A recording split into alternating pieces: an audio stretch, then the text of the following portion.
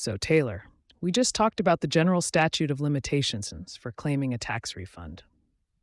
Most listeners probably think that's a pretty straightforward 3 year window. But what happens when life throws a curveball like a serious illness that makes managing finances difficult? That's what we're diving into today, the case of the financially disabled taxpayer.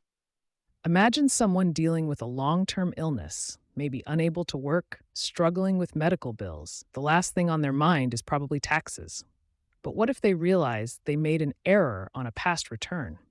How does their situation impact their ability to claim a refund?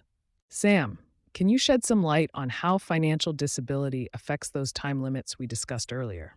Specifically, how does it impact the statute of limitations for filing amended returns? Absolutely, Alex. The IRS recognizes that managing finances can be incredibly challenging during periods of prolonged illness. The good news is that the statute of limitations is essentially paused or suspended during periods of financial disability. This means the clock stops ticking while the individual is unable to manage their financial affairs due to a medically determinable physical or mental impairment. So, if I understand correctly, if someone is diagnosed with an illness that prevents them from handling their finances for, say, 2 years, those 2 years don't count toward the typical 3 year limit for claiming a refund. Exactly. Once the disability ends, the clock starts ticking again, picking up where it left off. It's important to note this impairment must be expected to last or has lasted for a continuous period of not less than 12 months or be expected to result in death. That makes sense. It wouldn't be fair to penalize someone for something outside their control. But Sam, what documentation is required to claim financial disability for tax purposes?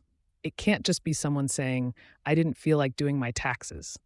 You're right. The IRS requires specific documentation.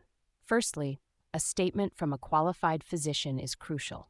This statement must detail the nature of the impairment, confirm that it prevents the individual from managing their financial affairs, and specify the expected duration or that it is expected to result in death. The physician also needs to certify the statement's accuracy. So it's more than just a doctor's note. It sounds like quite a detailed report. It is. And there's a second required statement, one from the person filing the claim or their representative if they have one. This statement confirms that no one, including a spouse, was authorized to act on their behalf in financial matters during the disability period. If someone was authorized, the statement must provide the exact dates they had that authority. Even if a spouse or family member is helping manage daily affairs, if they don't have formal financial authority, the taxpayer might still qualify for this suspension. This is really helpful. It's good to know these protections are in place. So just to recap, if you experience a significant medical event that impairs your financial management abilities for a year or more, the statute of limitations for claiming a refund is suspended during that time. You'll need a detailed physician's statement and your own statement confirming you had no authorized financial representative during the period of disability. Precisely, Taylor.